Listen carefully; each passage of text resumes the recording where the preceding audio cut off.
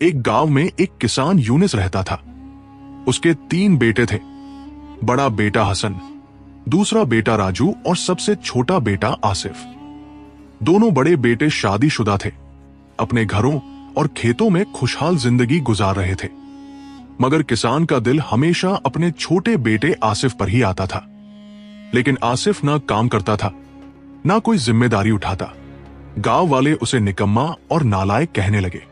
एक दिन यूनिस अपनी बीवी से बोला, अल्लाह ने इस बार हम पर बड़ा करम किया है, फसल बहुत अच्छी हुई है। मुझे पूरा यकीन है कि जब हम ये फसल बेचेंगे तो हमारा कर्ज भी उतर जाएगा और अच्छी खासी रकम बच भी जाएगी।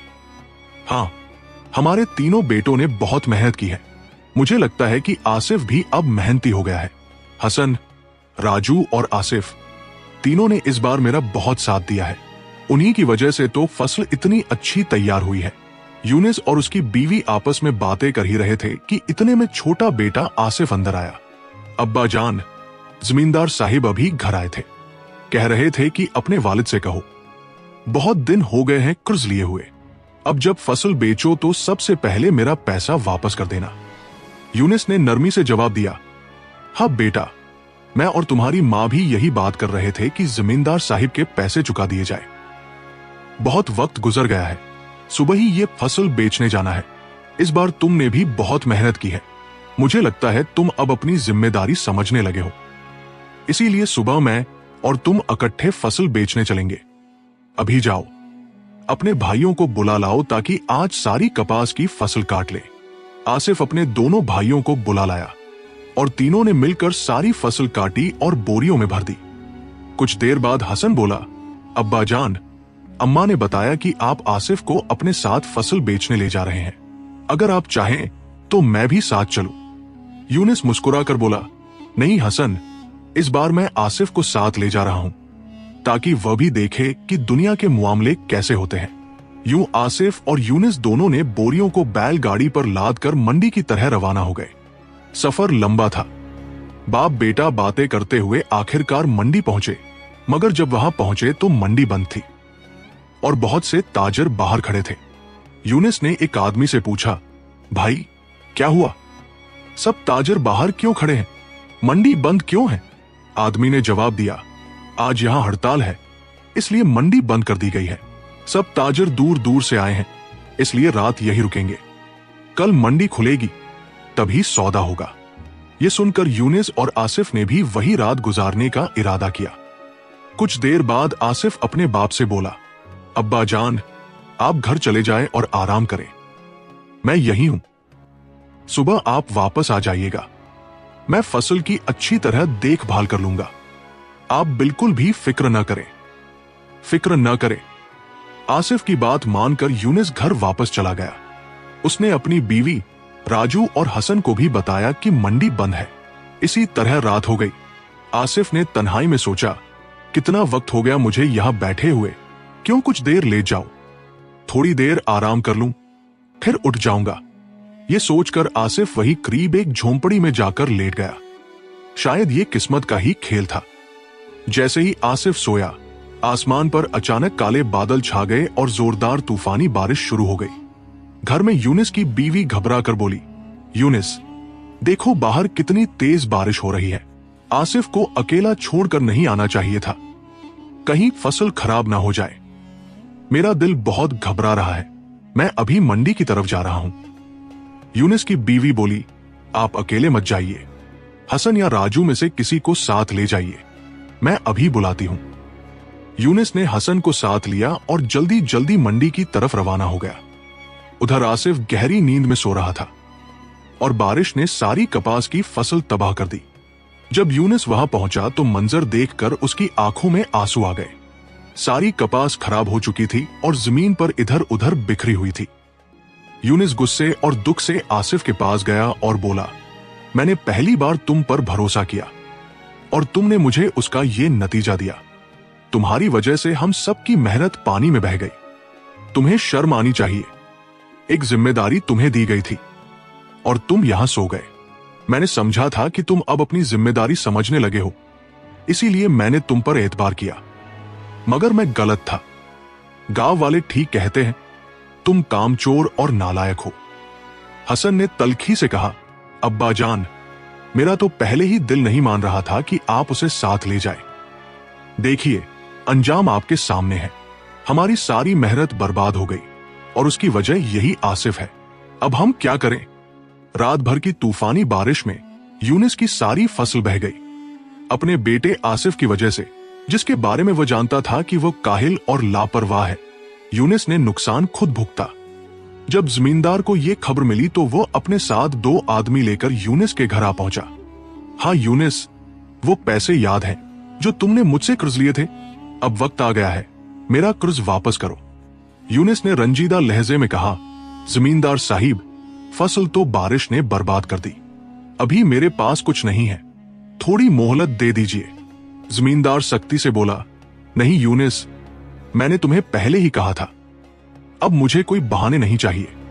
कल तक पैसे दे देना, वरना अंजाम अच्छा नहीं होगा। यह सुनकर बड़े बेटे हसन और राजू अपने अपने घरों में जा बैठे। दोनों सोचने लगे, कहीं कर्ज की तलवार उन पर न चल पड़े। हसन बोला, राजू, मेरी बात मानो, हम अलग हो जाते हैं। अबा का कर्ज कहीं हम पर न आ जाए। और फिर हमारे पास है ही क्या? हमारा तो अपना गुजारा भी बड़ी मुश्किल से होता है। राजू ने हाँ में सर हिलाया। हाँ, बेहतर यही है कि हम दूर रहें, वरना हम भी बर्बाद हो जाएंगे। यूं दोनों बेटों ने अपने बाप को हालात के रहम व करम पर छोड़ दिया। अब जमींदार भी वहां से जा चुका था और यूनिस के दोनों बड़े बेटे भी उसके पास नहीं थे। यूनिस अंदर से बिल्कुल टूट चुका था। उसके पास कुछ भी नहीं बचा था। वो सोचने लगा कि आखिर वो जमींदार का कर्ज कैसे चुकाए। आंसुओं से भरी आंखों के साथ वो दिल ही दिल में कहने लगा, ए अल्लाह, मेरे ही बेटे मुझे छोड़ गए, अब जीने का क्या फायदा? मैंने कभी सोचा भी न था कि मुझे ये दिन देखना पड़ेगा। ये सोचकर यूनिस खुदकुशी के इरादे से खेतों की तरफ चल पड़ा। वहां जाकर उसने एक दरख्त पर रस्सी बांधी और जैसे ही वो खुद को लटकाने ही वाला था, अचानक उसका बेटा आसिफ वहां पहुंच गया। उसी वक्त गांव का एक आदमी भी वहां आ गया। दोनों ने दौड़कर यूनिस को खुदकुशी से रोक लिया। यूनिस ने कमजोर आवाज में कहा, बेटा, मैं बहुत थक गया हूं। न बेटे साथ हैं, न किस्त बाकी रही, न कर्ज अदा कर सकता हूं। अब तो बस मौत ही मेरा सहारा लगती है। आसिफ ने रोते हुए कहा, नहीं अबा, आप मुझे नालायक कहते थे, लेकिन आज से मैं अपनी गलती सुधारूंगा। अगर आप न रहे तो मैं किसके सहारे जीऊंगा? आपकी जिंदगी ही मेरा हौसला है। यूनिस ने अफसरदा लहजे में कहा, आसिफ, तू मुझे क्यों रोक रहा है? मेरे सर पर बहुत कर्ज है, मैं दुनिया का सामना नहीं कर सकता। और कल जमींदार को कर्ज कैसे दूं? मेरे पास तो कुछ भी नहीं बचा। आसिफ ने बाप के हाथ पकड़कर कहा, जी अबा, मैं वादा करता हूं, अब से मैं दिन रात मेहनत करूंगा, कर्ज भी उतारूंगा और हमारी किस्त भी वापस लाऊंगा, मगर आपको खोना नहीं चाहता। यूनिस की आंखों से आंसू बह निकले। उसने आसिफ को गले लगा लिया। बरसों बाद उसे दिल के अंदर से सुकून महसूस हुआ। उसे लगा कि शायद यही बेटा, जिसे वह नालायक समझता था, दरअसल उसका सबसे वफादार सहारा है। जब गांव के जमींदार को यह खबर मिली कि यूनिस खुदकुशी करने लगा था तो वो फौरन उसके घर आया। यूनिस, मैंने सुना तुम अपनी जान लेने वाले थे। ऐसा कदम मत उठाना। मैं तुम्हें 6 महीने की और मोहलत देता हूं। फिर से खेत में फसल बोकर बेच देना और उसके बाद मेरा कर्ज वापस कर देना। यूनिस की आंखों में शुक्र के आंसू आ गए। जमींदार साहब, बहुत शुक्रिया। मैं आपका ये एहसान कभी नहीं भूलूंगा और 6 महीने के अंदर आपके पैसे जरूर वापस कर दूंगा। यूनिस और आसिफ बहुत खुश हुए। उन्होंने दोबारा जमीन में बीज बो दिए, मगर चंद दिनों बाद यूनिस ने देखा कि हर सुबह फसल कम हो जाती है। रातों रात कोई आकर फसल खा जाता था। यूनिस ने परेशानी से कहा, बेटा आसिफ, ये सब क्या हो रहा है? कोई हमारी फसल चोरी कर जाता है। आज रात तुम ही पहरा दो, देखो तो सही ये राज क्या है। आसिफ ने इत्मीनान से कहा, जी अबा, आप फिक्र ना करें। आज रात मैं ही खेत में रुकूंगा और देखूंगा कि असल माजरा क्या है। यूं आसिफ रात को पहरा देने के लिए खेत में बैठ गया। अंधेरी, बैठे बैठे यूनिस के पास करने को कोई काम नहीं था, इसीलिए वह आसमान पर चमकते हुए सितारे गिनने लगा। वक्त गुजरता गया। आखिरकार आधी रात के करीब उसे घोड़े के चलने की आवाज सुनाई दी। आसिफ ने चौंक कर देखा तो सामने एक नहायत हसीन सफेद घोड़ी दौड़ती हुई आती दिखाई दी। आसिफ फौरन दरख्त की छांव में छिप गया और गौर से घोड़ी को देखने लगा। वह बोला, अच्छा तो यही है वो जिसकी वजह से हमारी फसल रोज कम होती जा रही है। आज तो मैं इसे जरूर पकड़ लूंगा। जब घोड़ी घास खाने में मसरूफ हुई तो आसिफ लपक कर उस पर सवार होने लगा। घोड़ी ने आसिफ को देखा तो फौरन भागने लगी, मगर आसिफ ने जोर से छलांग लगाई और घोड़ी की पीठ पर चढ़ गया। फिर उसने मजबूती से लगाम पकड़ ली। घोड़ी ने बहुत उछल कूद की ताकि आसिफ को गिरा दे, मगर आसिफ भी अपनी जिद का पक्का था। आखिरकार घोड़ी थक कर रुक गई और आसिफ से बोली, मुझे छोड़ दो।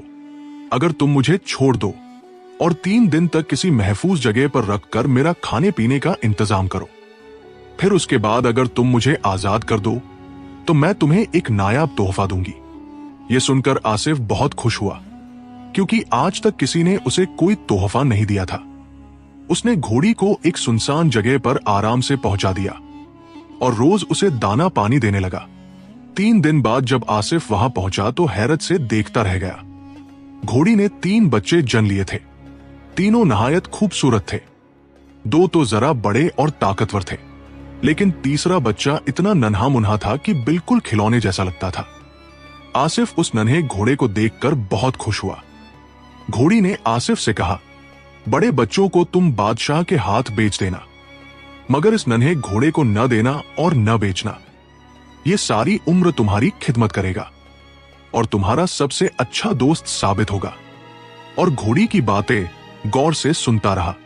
जब उसने नजरें उठाकर घोड़ी का शुक्रिया अदा करना चाहा, तो देखा कि घोड़ी वहां से गायब हो चुकी थी। आसिफ हैरत से बैठा रह गया। उसके बाद से वो रोज उन तीनों घोड़ों को खिलाता पिलाता और उनकी परवरिश करता रहा। यूं कई हफ्ते गुजर गए। इस दौरान घोड़े बहुत तेजी से बड़े हो गए, मगर नन्हा घोड़ा वैसा ही छोटा सा रहा। एक दिन इत्तेफाक से जब आसिफ सो गया तो राजू वहां पहुंच गया जहां ये घोड़े बंधे थे। उसने घोड़ों को देखा तो उसके दिल में लालच आ गया। वह बोला, अरे वाह, कितने हसीन घोड़े हैं, जल्दी से इन्हें साथ ले चलते हैं। राजू ने कहा, इन्हें बेचकर अच्छे खासे पैसे मिल सकते हैं। वो फौरन हसन को बुला लाया। कल शहर में मेला लगने वाला है। बादशाह के अस्तबल के लिए भी लोग घोड़े खरीदने आएंगे। चलो इन घोड़ों को कल वहीं बेच डाले। हसन बोला, बिल्कुल ठीक कह रहे हो, चलो जल्दी से इन्हें यहां से ले चलते हैं। राजू ने कहा, नहीं, अभी वक्त मुनासिब नहीं।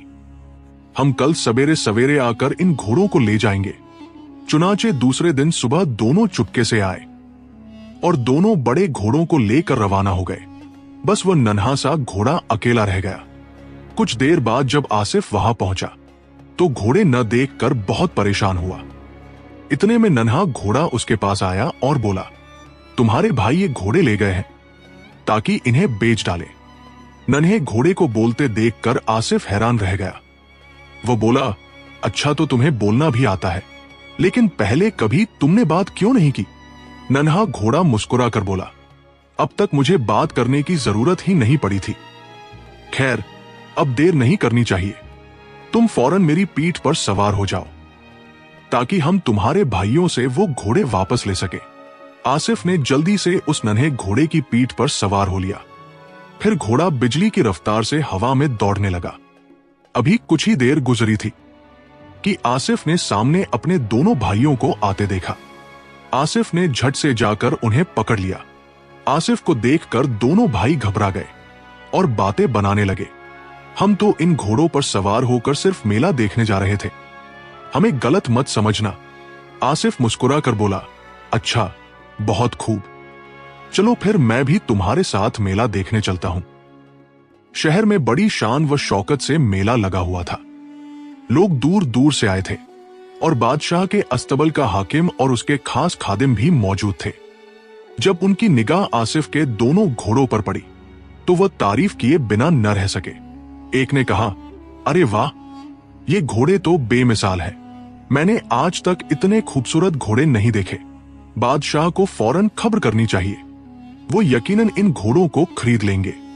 दूसरा बोला, बिल्कुल ठीक कहा तुमने, मैं अभी बादशाह के पास जाता हूं और खबर देता हूं। तुम यहां ठहरो और इन घोड़ों पर नजर रखो, कहीं कोई दूसरा न खरीद ले। वह शख्स फौरन बादशाह के पास गया और अर्ज किया, जहां पनाह, मेले में 2 नहायत हसीन व जमील घोड़े फरोख्त के लिए आए हैं। अगर इजाजत हो तो हम इन्हें खरीद ले। बादशाह बोला, वाकई अगर वह इतने ही खूबसूरत है तो फौरन इन्हें ले आओ। चुनाचे आसिफ अपने दोनों घोड़ों के साथ बादशाह के दरबार में हाजिर हुआ। बादशाह ने जब घोड़ों को देखा तो हैरत से कहने लगा, बेशक ये घोड़े तो नहायत नायाब है, मैं इन्हें अपनी खास सवारी के लिए खरीदूंगा। यूं सौदा तय हो गया। बादशाह ने आसिफ को 2 थैलियां अशरफियों की दी और घोड़े खरीद लिए। मगर जब बादशाह के मुलाजिम घोड़ों को ले जाने लगे तो वो घोड़े सिद्ध पर उतर आए और जाने से इनकार कर दिया। इस पर अस्तबल का हाकिम बोला, जहां पनाह, ये घोड़े इस लड़के के बगैर कहीं नहीं जाएंगे। सारी सूरत-ए-हाल देखकर बादशाह ने आसिफ से कहा, ये घोड़े तुम्हें छोड़कर कहीं भी जाना नहीं चाहते, इसलिए आज से तुम भी हमारे साथ रहोगे। मैं तुम्हें घोड़ों के अस्तबल का काम देता हूं। आसिफ ने अशरफियों की थैलियां अपने भाइयों और अपने वालिद के हवाले कर दी और खुद बादशाह के साथ रहने लगा। उसके वालिद ने जमींदार को कर्ज वापस कर दिया। बादशाह के महल में आसिफ के दिन बहुत आराम व आसाइश के साथ गुजरने लगे। उसका नन्हा सा घोड़ा हर वक्त उसके साथ रहता था। मगर अस्तबल के हाकिम को आसिफ से हसद होने लगा। उसने आसिफ के खिलाफ बादशाह के कानों में बातें भरनी शुरू कर दी। एक दिन वह बादशाह से बोला, महाराज, ये आसिफ बड़ी बड़ी बातें करता है। एक दिन कह रहा था कि अगर मैं चाहूं तो सुनहरी हिरन भी पकड़ कर ला सकता हूं, जिसे आज तक कोई भी पकड़ नहीं सका। यह सुनकर बादशाह बहुत तजस्सुस से बोले, क्या वाकई वो सुनहरी हिरन जो दूर दक्षिणी इलाके में रहती है, आसिफ उसे पकड़ सकता है? हाकिम ने जवाब दिया, हाँ महाराज, मैंने खुद सुना है, वो कल मुझे ये बता रहा था। जाओ, आसिफ को फौरन हाजिर करो। आसिफ हाजिर हुआ तो बादशाह ने उसे सुनहरी हिरन लाने की फरमाइश की। आसिफ हैरान होकर बोला, सुनहरी हिरन, ये आप क्या कह रहे हैं महाराज? भला मैं उसे कैसे ला सकता हूं? आज तक कोई भी उसे नहीं पकड़ सका। इस जवाब से बादशाह बहुत नाराज हुए और बोले, अच्छा, तो इसका मतलब यह हुआ कि तुम मेरी इताअत नहीं करोगे। जाओ, 3 दिन के अंदर हिरन को पकड़कर हमारे सामने पेश करो, वरना तुम्हारी गर्दन उड़ जाएगी। बेचारे आसिफ ने यह सुनकर खुद को बेबस पाया और अस्तबल वापस आ गया।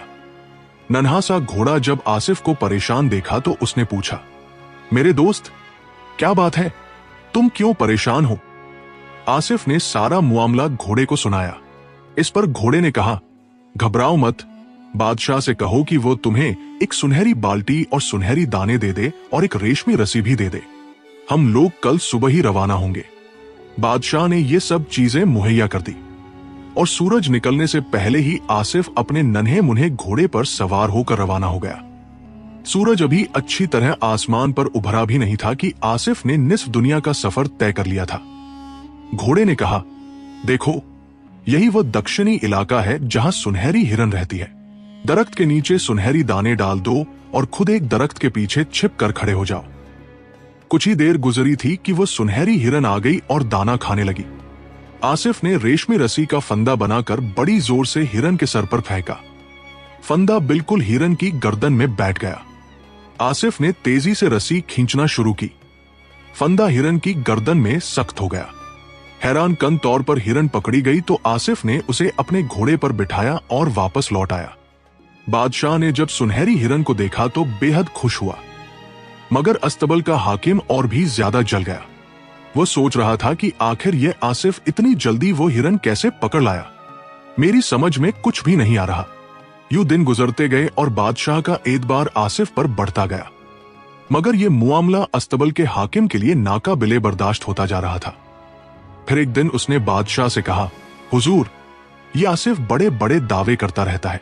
कल कह रहा था कि अगर मैं चाहूं तो वो खूबसूरत राजकुमारी भी उठा लाऊं जो दूर उत्तरी इलाके में समंदर के किनारे रहती है। बादशाह ने जोश इश्तियाक से पूछा, ये वही राजकुमारी जो समंदर के किनारे कश्तियों में घूमती रहती है?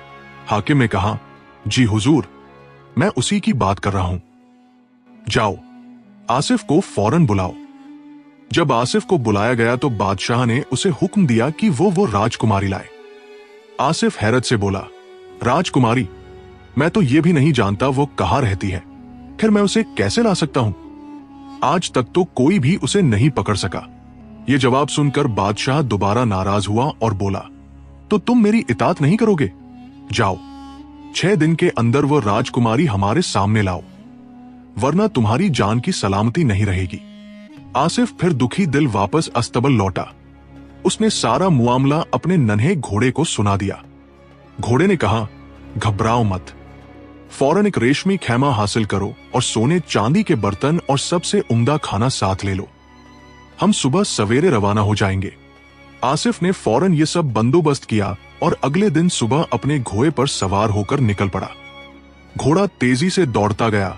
मजार इस फर सेकंडों में मीलों का फासला तय कर रहा था। आखिरकार वो समंदर के किनारे पहुंच गए, जहां दुनिया खत्म होती महसूस होती थी। घोड़ा रुका और आसिफ नीचे उतरा। घोड़े ने कहा, अब यहां अपना खैमा कायम करो और सोने चांदी के बर्तन उसमें सजा दो। फिर उन बर्तनों में वो तमाम लजीज खाने रख दो। आसिफ ने जब यह सब काम कर लिया तो घोड़े ने कहा, अब तुम छिप जाओ और देखते रहो। जब राजकुमारी आए और खैमे में दाखिल होकर खाने में मसरूफ हो जाए तो उसी वक्त उसे पकड़ना और मुझे आवाज दे देना।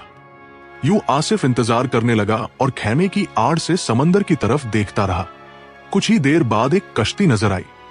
कश्ती किनारे आकर रुकी और राजकुमारी कश्ती से उतरी और दौड़ती हुई खैमे की तरफ लपकी। राजकुमारी को देखकर आसिफ उसके हुस्न का दीवाना हो गया। राजकुमारी खैमे में जाकर खाने में मसरूफ थी कि उसी वक्त आसिफ जाकर उसे पकड़ लिया और घोड़े को पुकारा, आ जाओ मेरे नन्हे घोड़े, आ जाओ।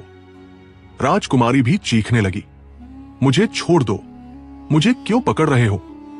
इतने में राजकुमारी ने गर्दन मोड़कर आसिफ का चेहरा देखा तो किसी हद तक मुतमिन हुई और कहने लगी, तुम कौन हो और मुझे क्यों पकड़ रहे हो? आसिफ ने जवाब दिया, मैं तो बस एक आम सा इंसान हूं जिसे लोग आसिफ कहते हैं। मैं तुम्हें बादशाह के पास ले जाने आया हूं। आखिरकार आसिफ राजकुमारी को लेकर शाही महल पहुंच गया। बादशाह राजकुमारी को देखकर बेहद खुश हुआ। यूं चंद दिन ऐसे ही गुजर गए। एक दिन बादशाह ने शादी के लिए कहा, लेकिन राजकुमारी तैयार नहीं हुई। अगले दिन राजकुमारी ने आसिफ से कहा, आसिफ, मैं इस बादशाह से कभी शादी नहीं करूंगी। आसिफ ने उसे तसल्ली देते हुए कहा, घबराओ मत राजकुमारी, मैं अभी अपने नन्हे मुन्हे घोड़े से पूछता हूं, वो जरूर कोई हल निकालेगा। राजकुमारी और आसिफ घोड़े के पास गए और सारी बातें उसे सुना दी। घोड़ा बहुत संजीदगी से सब कुछ सुनता रहा, फिर बोला, इस बार तुमने मेरे सामने बहुत मुश्किल मसला रख दिया है। मैं जो मशवरा देता हूं उसे गौर से सुनो और उस पर अमल करो। उसके बाद घोड़े ने चुपके से दोनों को कुछ हिदायत दी। अगले दिन राजकुमारी बादशाह के सामने हाजिर हुई और बोली, आपने कहा था कि आपका दिल जवान है, लिहाजा अगर आप भी उतने ही जवान हो जाए जितना कि आपका दिल है तो फिर मैं आपसे शादी करूंगी। यह सुनकर बादशाह ने कहा, भला इंसान दोबारा जवान कैसे हो सकता है? राजकुमारी ने जवाब दिया, हुजूर, एक तरीका है। अगर इंसान बकरी के दूध में 1 मिनट के लिए डुबकी लगा ले तो फिर वो उतना ही जवान हो सकता है जितना कि उसका दिल है। बादशाह ने हैरत से पूछा, क्या वाकई ऐसा मुमकिन है? राजकुमारी ने कहा, जी हाँ, हमारे मुल्क में ये आम कायदा है। अब आप खुद देख लीजिए कि आपका दिल वाकई उतना जवान है जितना आप कहते हैं। बादशाह ने फौरन हुक्म दिया कि एक बड़ी सी दीग में बकरी का दूध भरकर पेश किया गया। नौकर दौड़ कर गए और थोड़ी ही देर में एक बड़ी सी दीग बकरी के दूध से भरी हुई ले आए। तमाम दरबार में मौजूद लोग हैरत से ये मंजर देख रहे थे। बादशाह ने दूध में गोता लगाया। बादशाह का सारा जिस्म दूध के अंदर डूब गया। सब लोग 1 मिनट के इंतजार में बैठे रहे, लेकिन 1 मिनट घंटे जैसा लगने लगा। आखिरकार वक्त मुकम्मल हुआ। दूध से बाहर निकलकर बादशाह बड़ी फौर से राजकुमारी की तरफ देख रहा था और मुस्कुरा रहा था। दरबार में मौजूद लोग एक दूसरे से सरगोशी करने लगे और कहने लगे, अरे ये बादशाह तो बिल्कुल नहीं बदला। राजकुमारी आगे बढ़कर बादशाह से बोली, महाराज, मुझे अफसोस है मगर अब यह साबित हो गया है कि आपका दिल इतना जवान नहीं जितना आप सोचते हैं। बादशाह ने बड़ी हैरानी से पूछा, क्या वाकई मैं अब जवान और खूबसूरत नहीं हूं? राजकुमारी ने फौरन पलक झपकाते हुए बादशाह के सामने आईना पेश कर दिया। आईने में बादशाह ने अपनी वही बदसूरत शक्ल देखी तो वो बड़े अफसरदा लहजे में बोला, तुम बिल्कुल दुरुस्त कहती हो, मैं बहुत बुरा हो चुका हूं, लेकिन तुम इतनी कमजोर नहीं कि मेरी शादी न करा सको। इस पर बादशाह ने कहा, हाँ, मैं अभी इंतजाम कर देता हूं। ये कहते हुए बादशाह ने फौरन राजकुमारी की शादी आसिफ से करा दी और दोनों को बेशुमार तोहफे दिए। आसिफ और राजकुमारी उस नन्हे मुन्हे घोड़े पर सवार होकर राजकुमारी के मुल्क की तरफ रवाना हो गए। रास्ते में आसिफ ने कहा, आज हमें ये सारी खुशी इसी जादुई घोड़े की होशियारी की बदौलत मिली है। बकरी के दूध में गोता लगाने की तरकीब वाकई उसने बड़ी अक्लमंदी से बताई। ये कहकर दोनों हंसने लगे और सफर जारी रखा। यूं हमारी कहानी खत्म होती है। उम्मीद है कि आपको ये किस्सा पसंद आया होगा।